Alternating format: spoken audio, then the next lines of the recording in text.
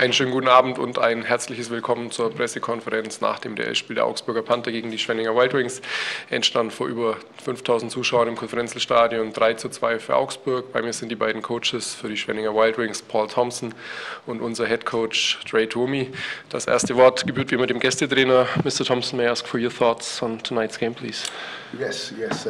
Congratulations, Trey. I mean, you were the better team tonight. And we talked, this morning and yesterday about, Augsburg, 2 losses, and they're going to want to come back and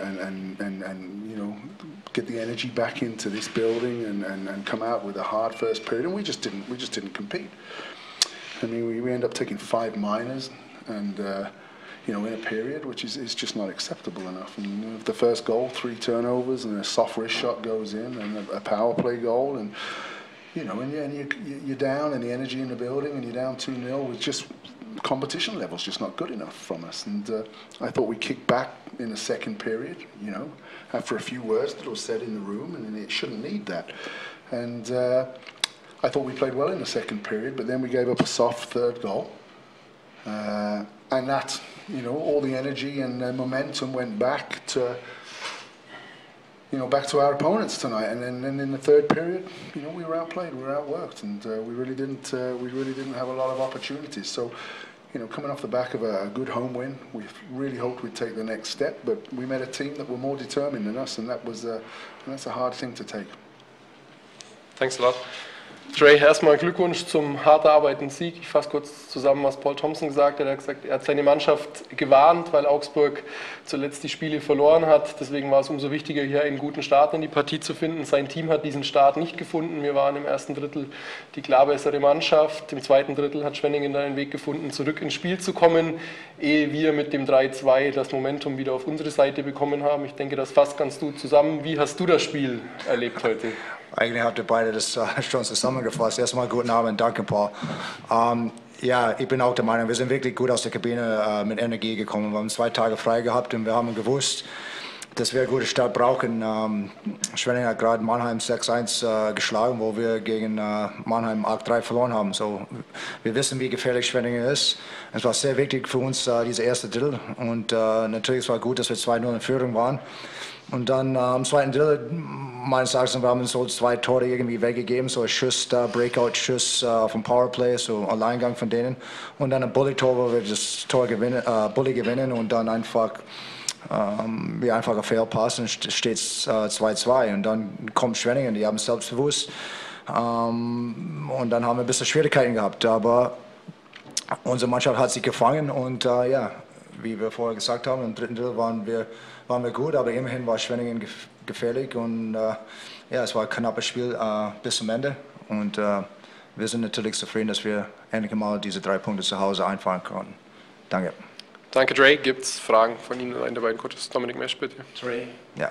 Glückwunsch zum Sieg. Danke. Die Mannschaft hat sich heute, glaube ich, auch verdient. Phasenweise selber etwas schwer gemacht vor dem Tor.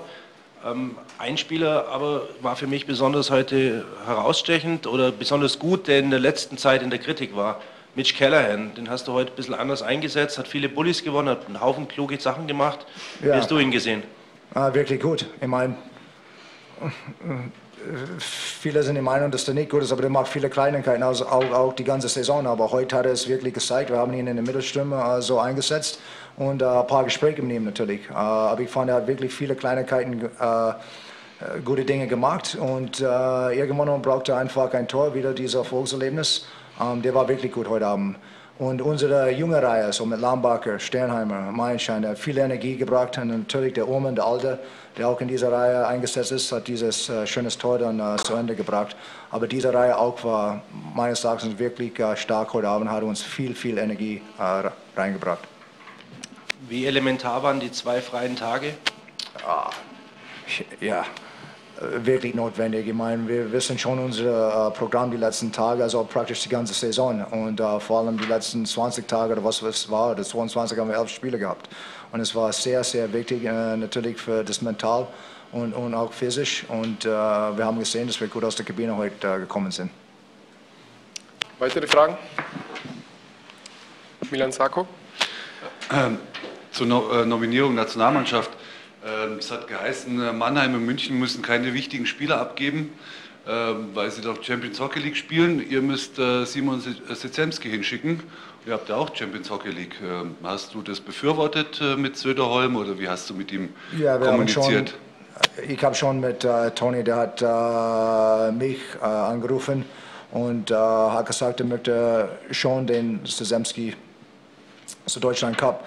Ich meine, wenn man auf diesem Niveau, diesen nächsten Schritt, man muss das können, also viele Spiele machen. So Toni weiß auch, das ist sehr wichtig für uns, in unserem Verein und für Simon in unserer Mannschaft, diese Champions League. Und ich glaube, der wird ihn nicht die ganzen Spiele einsetzen.